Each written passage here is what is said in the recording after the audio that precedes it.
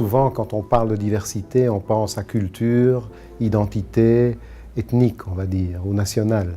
Mais en fait, je crois qu'il est important aussi de revenir avec la notion de classe sociale. Les classes sociales n'ont pas disparu, elles ont changé. D'un côté, il y a des gens qui se replient sur ce qu'ils pensent être leur groupe ethnique ou leur groupe culturel.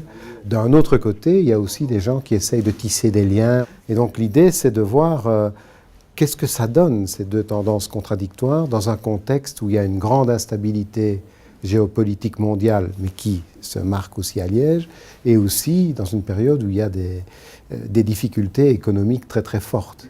Il est important de faire bouger le sentiment d'appartenance à la ville et de développer une forme d'identité inclusive qui permette à toutes les personnes qui habitent à Liège de se projeter dans l'avenir de cette ville et de la région.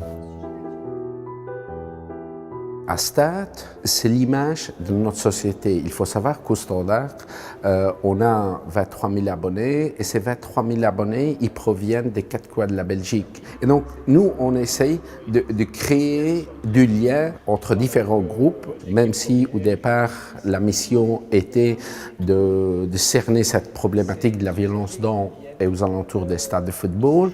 Nous accueillons en moyenne 25 enfants du quartier de Sclessin qui viennent faire de la remédiation scolaire.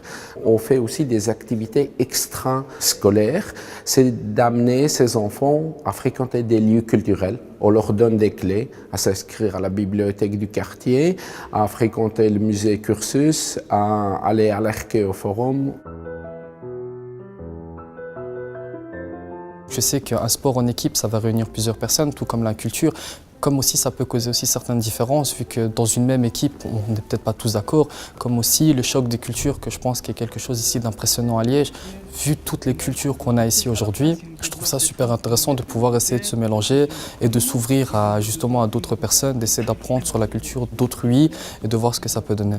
Et donc ce qui m'impressionne quand même, c'est que dans la région liégeoise, mais dans d'autres villes aussi, il y a une partie de la jeunesse urbaine qui a dépassé tous les clivages ethniques, culturels, de religion, de couleur de peau. Et donc ils vivent réellement dans un projet qui tient à leur appartenance à un mouvement culturel, par exemple le hip-hop. Et donc moi j'ai beaucoup d'espoir dans cette catégorie de la population, puisque quelque part ils sont imperméables au racisme et aux mécanismes d'exclusion, et ils se sentent appartenir à un projet commun.